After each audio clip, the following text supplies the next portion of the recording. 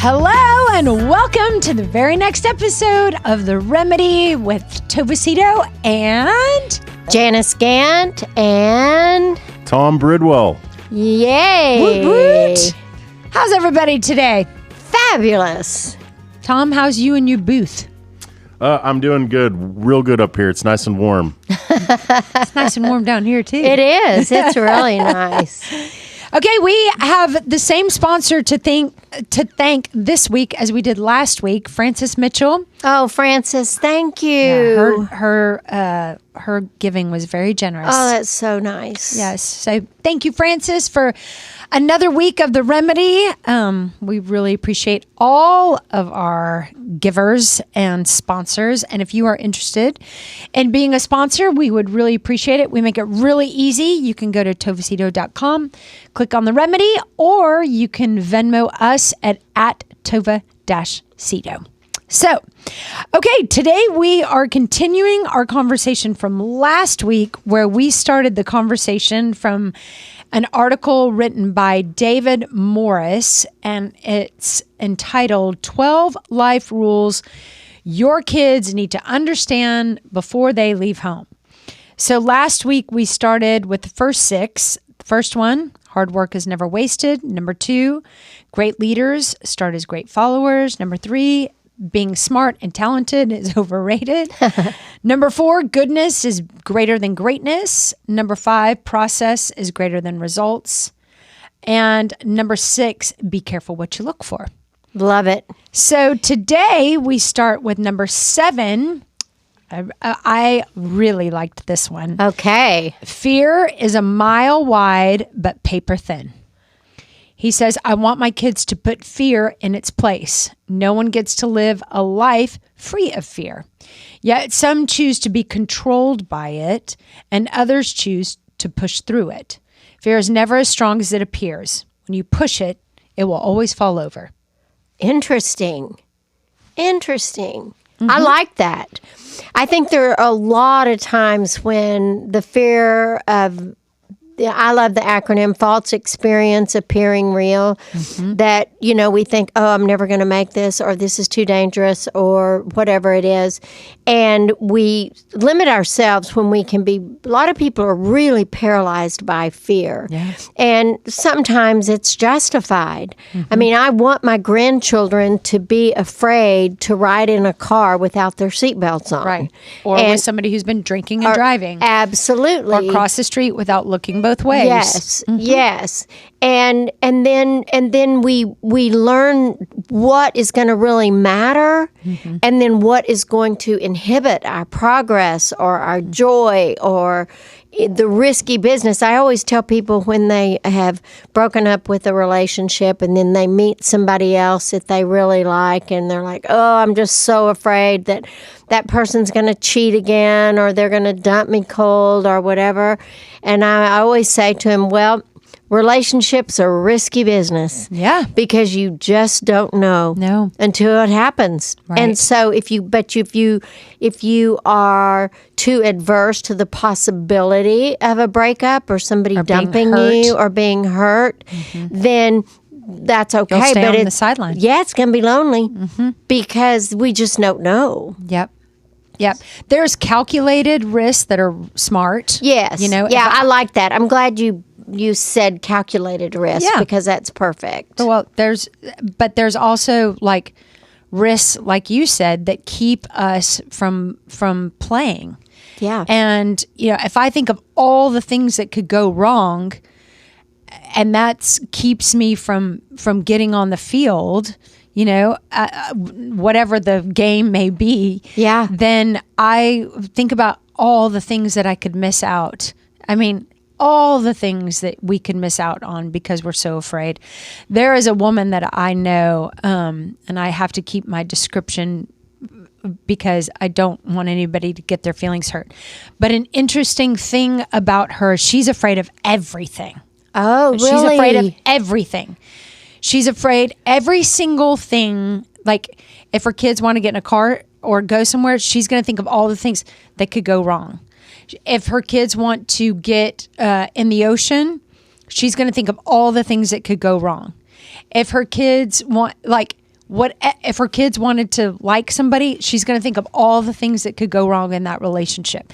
So, I mean, and she is constantly, I like her a lot. Yeah. But she's constantly fearing all the possibilities. Oh my gosh, that is just exhausting. Oh my gosh. Exhausting. And it would just be so scary. But you know what now I'm seeing in her children who are around the same age as my children?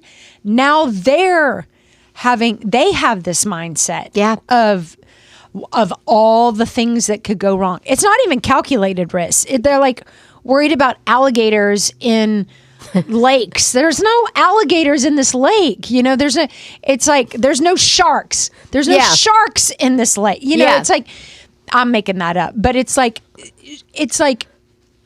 oh my God, now you're like making up shit that isn't even a possibility. Yeah. It's not even possible. Yeah. And you want to know what's interesting? This girl has so many things that go wrong. Uh-huh. It's like a self-fulfilling prophecy. Mm-hmm. Mm-hmm. That like all of her fears, so many of them have been actualized. And I'm wondering like which came first? Yeah. Yeah.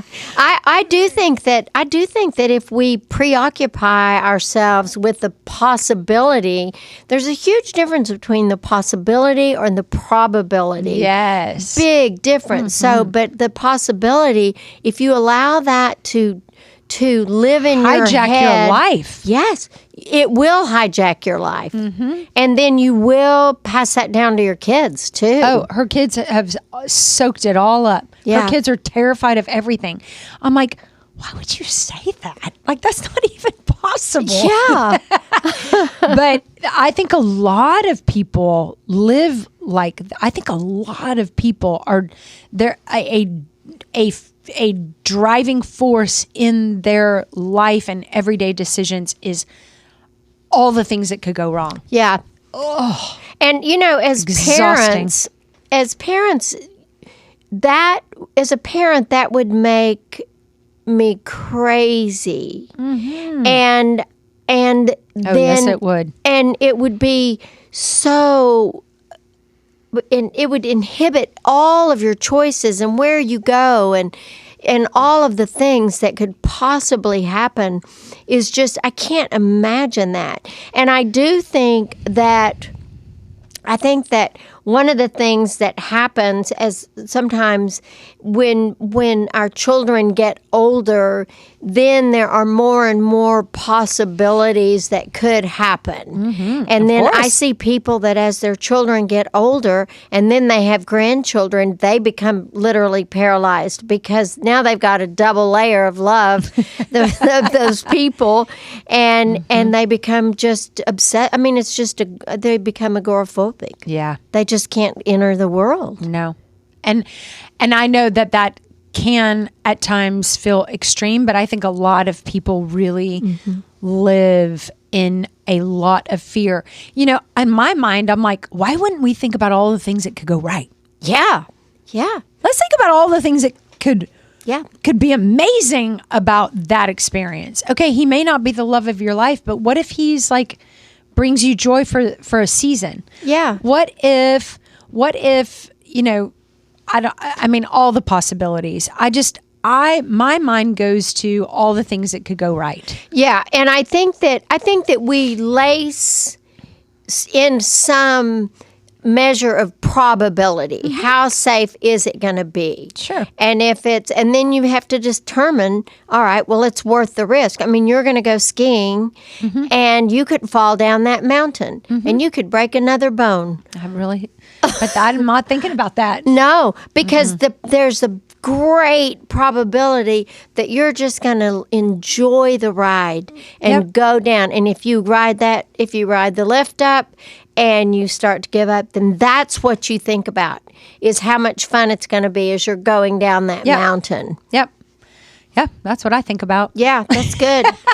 That's funny. And with relations, or the way that I think about fear, or I guess I was trying to think the last time I was really scared, it would have to be going on stage with like a new band or a new song or something, or and it's funny. The fear only lasts as long as like the first downbeat, because once you start playing the song, you really have to start thinking about, okay, we're going to keep this feel and this tempo for the verse, then we're going to go to the chorus, and the next thing you know, you're just thinking about the song and you're not thinking about the fear anymore. You just have to just start. You have to start the thing, and then the fear goes away. Same with skiing. Like, you can be scared, but the second you start skiing and you're not falling, it's like the fear starts to drift away with every minute that goes by. Yeah, that's exactly right. True.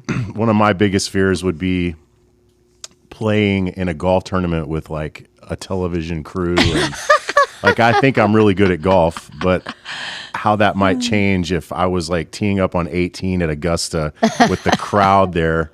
And I honestly think that I would only be scared for the first shot. And then after that, I think you're right. Everything would fade away. I really do think that. Yeah. Yeah, I think so too, because your brain goes someplace else. Yes. And you it's have not, to concentrate. It's paper thin, like that, like the guy said. It's like, it really Isn't is that just great? get started, and then you'll see that it's not as bad as you thought once you're on the other side of the starting point. Yeah. It's a mile wide, but paper thin. Yeah, Beautiful. I love that. I really do. Read that one more time. Okay.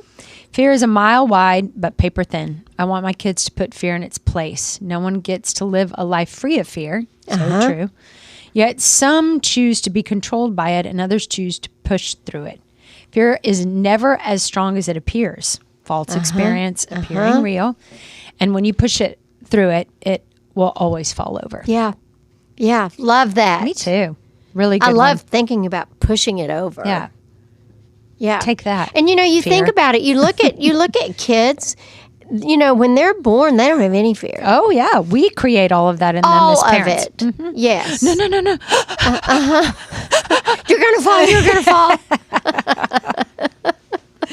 I think actually, I mean, I know I've screwed my kids up a million ways this Sunday, but that I do not give fear a stage in my house. That's amazing. That's really and I've good. seen that in my kids. Yeah. They are not afraid. No. They are not, and I love it about them. I know. Okay, the next one is nothing is more important than family. Speaking of, you can't. Okay, sorry. Nothing is more important than family. We should never quit being a brother, sister, father, and mother. All other roles and responsibilities come and go, but family always remains. The older I get, the more I see families dividing over petty squabbles. Get over yourself and love your family. I believe this to an extent. Yeah. My family right now is the absolute most important thing in my life. There's no doubt about that for me. But I have also, and I know you have too, worked with people whose family or some parts of their family needed to be sidelined. Well, and I think that a lot of what happens is sometimes we can get way too involved with our family, especially adult family members. Mm-hmm. I mean, the grandchildren, like for me, that's not my job. Nope. My job is to love them. Yep. It's not to make rules for them. Nope. It's none Thank of God. that. No kidding. And Can't wait for that role. I know it's so all the good. love without any of the responsibility, And the same all day. Same with my daughters.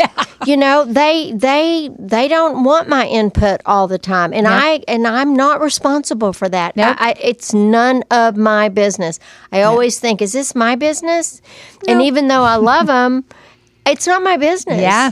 So I try to stay on my side of the street Yep. and not go across because they don't really need it. They don't want it. Yeah. And that's where the whole joy comes in with the family, because you just sit and watch and Yes. laugh and think, oh, they're so cute. Like I'm going to Owen's baseball game tonight. I mean, not baseball. Sorry. That sounds Basketball. awful. Basketball. It's so cold outside. Basketball. And I just can't even describe how much fun it is to me. Yes. To just and I think about you and your family and the way that you operate as a family is so healthy and kind and loving and good. But I do know what I fear is like somebody's going to read this and they're going to feel shame because they have feelings about their dad or they have feelings about a child or because of something really difficult that we don't even know about. Right. And they're estranged for some reason or another that's probably healthy because of abuse or whatever. Yeah. And so for those people, I just want them to hear that in an ideal, perfect world, this is true. But there's not always ideals or perfect worlds. Well, and I think that you don't have to like everything they do. You don't even have to like them all the time. You can make your choices about what you're going to be around and what you're not going to be around. Yeah. And For sure. I just think that love can be limited as far as time spent with some people who may be struggling with something that is really causing a lot of conflict in the family. But I think that to remain open to it is just going to make you feel better. It's not about them. It's about you and how you feel about it. Yeah. And I as much as I gave that asterisk or caveat, I 100% this is true for me that there's nothing more important than family. Yeah, me too. I mean, I can't even think of anything that comes close. Yeah, it's me not even a neither. close second. No, me neither. Okay, the next one is limitations are good. We've all been created with limitations, and that's a good thing. Limitations can mature us. In fact, it's our attempt to ignore them that at times can cause problems. You don't find yourself in debt or out of shape because you don't have enough. Love your limits. Oh. Huh. I like it. Yeah, me too. I think. Well, I think it's good because I think as two examples of debt and becoming obese those are people living outside of healthy limitations. Right. That right. life gives us. Yes, I think so too. That and just causes stress. Yeah, it does. And it shortens your life. So I think that learning that is takes some emotional maturity because I don't think children have that in them at all. Right. They just want more and all of that. Yeah. They want to eat enough Halloween candy to make a barf. Yeah, they do. There's no limit. Yeah. And I think that limits are good for us because also another thing that limits help us do is stay in the now without wanting more. So you learn to really appreciate what's going on right in front of you without having it to be more. Yeah, totally. And a lot of people have to learn this by pushing the limits. Yes. A lot of people, I remember when I was 8 years old and I went to a birthday party and I ate so many hot dogs and so much cake that I woke up in the middle of the night and threw up all over my sister. Like I barfed everywhere. And I have tended in the past to be one of those people that people can tell me what the limit is, but I like to learn my own limitations. And I think it's probably one of my best qualities and probably my least shining qualities. But a lot of people have to learn their limitations by burning the finger on the stove. Yeah, and there's a lot of people who operate on if a little's good, then a lot's better, and then you just have that extra piece of that cake with all the icing that I do. And I don't even like cake. And then sometimes after I've done, I've mutilated the cake, then I'm like, oh gosh, I don't feel well, because we do. Because our limitations are good. Limitations are good. Yeah. All the way around. All the way around. Next one is good too. Authority is good. It says there's plenty of bad or abusive authority in the world, but abuse does not rule out proper use. Authority can be a powerful force for good. Instead of raging or rebelling, take notes. When the day comes that you're put in charge, use it for good. Yeah. I like that. Me too. I mean, I've seen people abuse their authority. Oh, yeah. Oh, parents do it, depending on how you're punishing kids. But Religion? We won't get into that. Religion abuses authority. Parents abuse authority. Bosses abuse. CEOs, owners abuse authority. There's teachers, coaches. I mean, I've seen it. Yeah, me too. Me too. It's so funny because if I say, something to Tom like, I try not to do this very often at all, is say you should be doing something. I always say if you're shooting on people, they're not going to like you. And he very early in our relationship, he would say, you are not the boss me. And I was like, oh, okay. That's why you fell in love with him. Dadgum, I want to be the boss. But he was like, nope, not your. And I learned very quickly that he didn't want a mother. That's healthy, and it's probably made him so much more attractive to you. Yeah. Yeah. I was glad that he stood up to me because he needed to. For sure.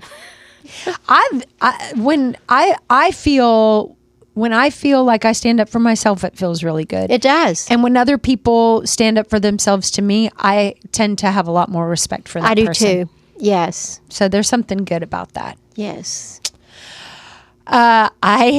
This was my favorite one. Okay. Things are going to work out. Uh-huh. Some of the worst experiences of my life became the foundation of who I am today. I wouldn't trade any of the pain because of what it produced. Things aren't always going to go your way, but a day will come when you'll be glad they didn't. Give it time. Mm-hmm. Brilliant. And I can so see this just manifested in your life over and over. I mean, the thought of you losing those children and then look at what you have now. Everything. Everything. My divorce, losing my children, job changes that I've gone through, my accident, and you know why I love this one so much is because this used to be a big fight with Topher and I. Oh. He would get so pissed off at me.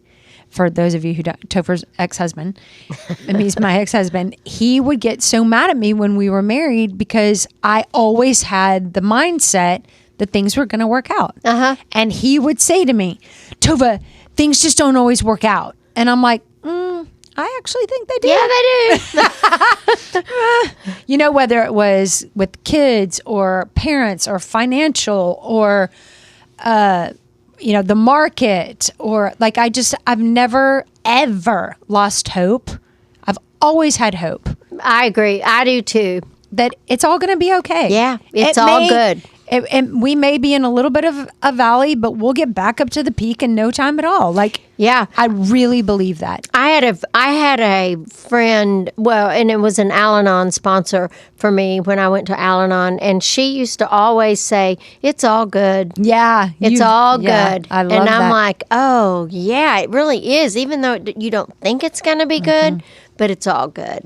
Yeah. In an odd way. I know that people think, how could it be good that how could this that I'm going through, especially if it's innocent suffering. Yes. That's hard to reconcile or make sense of.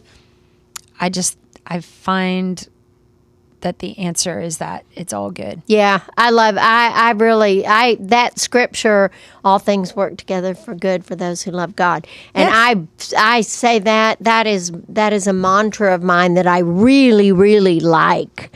Because it doesn't mean that the bad isn't going to happen, but ultimately there's going to be the birth of good as a result of it. Mm-hmm. And it just helps. It totally. That along those same lines, one of my favorite verses is, "This is the day the Lord has made. Rejoice and be glad in it." Yeah. Because I don't know what's happening in this day, but I know that there's good to rejoice about. Yeah. I'm breathing. Mm-hmm. I've got my legs. Mm-hmm. I have work. You can, as much as that albatross of the one thing that's hanging over your head, that's trying to weigh you down, you have, I promise, 1,000,000 to 1 of good to that thing that takes so much space. It does. Can take so much space. It but it really only can. has the control we give it. Yeah. It only has the power we let it have. Yeah, and awfulizing, oh, it's just so awful. It's just so awful. It's just awful. Oh, the war. I mean, it's Those awful. people are not my friends. I mean, no, I just have to get up and leave. Yes. I just can't do it. I don't believe it. I don't believe it either. And I don't want to believe it. Even if it's somehow true. Yeah, I don't want to believe it. Just let me go to my happy place. Exactly. Okay. Is this this is the last one. Oh. No one lives consequent free. Oh. Yeah. Yeah. Everyone's chasing a consequence free life. It's a fool's errand. Each choice has consequences, a combination of gives and takes. When you start evaluating decisions by the consequences they produce, you've finally taken ownership of your life. When you start evaluating decisions by the consequences they produce, you finally taken ownership of your life. I like that a lot. Why? Well, What just speaks to because we're not victims. We realize that we have taken action and we are experiencing the consequence of those actions. And so it keeps me from being a victim because I don't want to be a victim. I don't want to be like, oh, me, woe is me. I got a divorce. It's my least favorite quality in a human being. Me too. Me too. Is it really? Yes. Yes. I can't be around that mindset for 2.5 seconds. I can't either. And like you and I've talked about before, the one thing that gets you out of that is a gratitude list. Oh yeah. Because you can't feel like a victim and you're great and be grateful for anything. And sometimes it has to be so basic. Mm-hmm. We got a new dog, Buddy. Buddy's so cute. Buddy from Elf. I love it. And he's so cute. And I just there's something so precious about a puppy, and he'll lick your face or, and his hair's so soft and all of that. His paws are so big and he's just so clumsy. And then he's about, and then I see all these wounds on my hand because if I'm taking something away from him and he nips at me or something. But it's so funny because I feel like a little kid with the dog. That's cute. It's really fun. That's really, really cute, which is a great reminder to do those things that bring you back to that place sometime. That place of innocence and fun and sweetness and giggles and lightness that sometimes is hard for people to find. I agree. Yeah. And there's, it's just, I think that it's all in the viewing. And it's all about like, oh my gosh, I had a client not very long ago and she was whang about her high school kids and how wild they were and blah, blah, blah, blah, blah. Was this me? No. You can't tell stories about me on the air, Janice. It is not you, Tova. You are just not my teasing. client any longer. We're friends. I'm just teasing. But, and I said, and I was like, so let's talk about your kids right now. So tell me about your son. And he goes, oh, I don't know. I mean, he's just so messy. He leaves his stuff on the ground and it just stinks. And I go in his room and all of that. And I said, well, so what else about him? And she goes, well, I mean, he's president of his class and he's going to Harvard. And I'm like, are you kidding? You need to pick up those stinky clothes and sleep with him because he's an amazing kid, rather than looking at the half full. Makes really a huge difference. Such good advice for parents because, and I even have to remind myself that a lot because I waste no time. If George is in a hurry in the morning and he drinks and eats and then just leaves it in the sink, I'm like, who do you think's going to do your dishes? So if he does that, let's say there's 5 days in the week, school days. If he leaves dishes one time, I'm going to be white on rice. But if he does the dishes 4 out of 5, how often do I say, hey, thanks so much for doing your dish? Yeah. And so I've really tried to flip that. That's perfect. And be like, oh, George, thanks so much for taking out the trash. It really helps me so much. Like, because, God, we spend so much time on the It's true. you know? And then we wonder why our kids tune us out. I wouldn't want to listen to me either. No.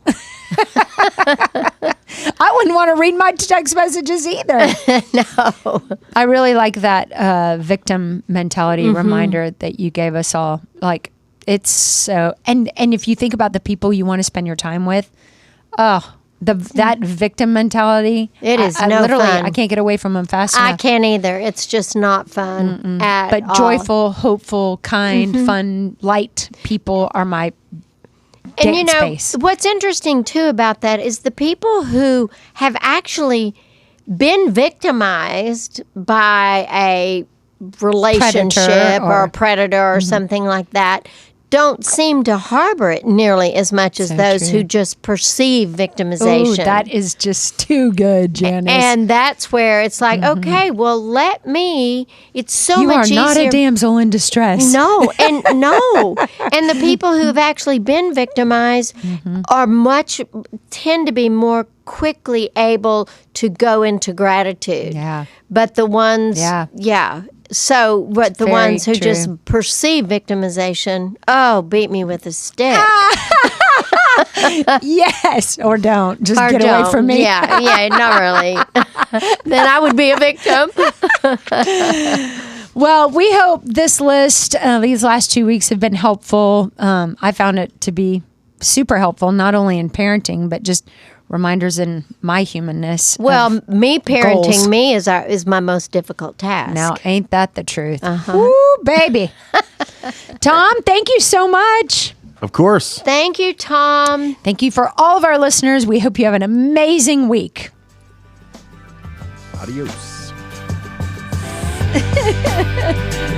Adios.